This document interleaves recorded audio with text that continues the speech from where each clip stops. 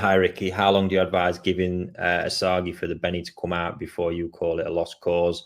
So I would say, I mean, getting into Sansai. So I would say heading towards Yonsai if you've not seen any signs, and I mean no signs, nothing in the cheek, the pec, the belly line, anything like that. You're possibly looking at a lost cause at that point, to be honest. So yeah, but it's real the up and down cycle of them. So the fish I'm about to show you one from today. This is Nisai going Sansai this autumn. These actually had superb Benny on them that had developed over the winter time. And as the heat and the growths hit them again, the Benny has fell off. So even say going to Sansai there, we're not really in the process, but I've seen the Benny. That's the difference. At Nisai, Tosai, not so much. I do look for a tiny sign. It is one of my key criteria. And then as the growing period it's gone, let's say over winter, it started coming out quite nicely. And then it's dropped off again. So if we just, let me find the picture, just bear with me, guys. It is only the top view because this is a bit of appreciation there for there's just everything going on there. The Fuka and the Cadogin, absolutely stunning. These Oya ones, you know, Cadogin is a really, really consistent trait of them, and you can see it there. Kado is the Japanese word for corner. So you've got that metallic shine on the corner of each scale. It looks phenomenal, honestly phenomenal. And this very fish, I mean, now it's just blew me away with the size earlier. So that's up to 53 cm. It was crazy where it's at. And that's probably going to be looking at like a 60 plus cm Sansai coming there for sure. Now, like I say, the Benny was really strong over winter, and now it's just resorted back to there's one piece of Benny on the pelvic fin underneath.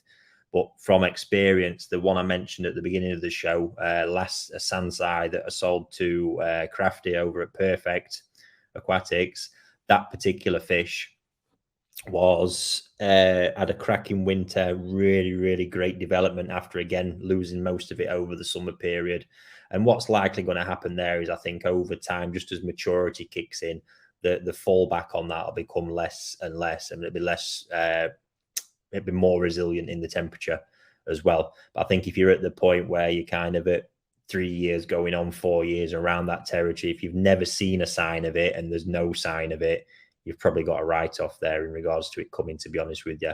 But that will differ from various lineages as well. Oya is a bit of a slower burner, as I've seen it. Otsuka is a slower burner. But then we get ones like Aoki Masaki's line of Asagi tends to come up a lot quicker. And those from Tanaka, again, tends to come up a lot quicker. So I would give more time to Otsuka and Oya Asagi for sure. But again, just appreciate what's going on. I mean, that is a top piece. I cannot wait to see it because all those qualities you see in there just get better and better as it gets bigger and everything stretches out more. Really superb. And like I say, the growth on them has been absolutely banging. So yeah, always loved an Asagi. Right back from, I think, my dad's first Japan trip back in 2000. That's the fish I had on my mind constantly, like, get me an Asagi, Dad, I need one. And actually back then I remember he got 3 absolute bangers from Marido. I say of all places, I think he's still at him now, to be fair. And I've just always loved the variety. I think the simplicity of it is stunning. You get loads of different variants from those different lineages. As I was describing earlier with the Oya ones, they actually do tend to carry a bit more body volume, probably the bulkiest of the lot out of all the Asagi breeders.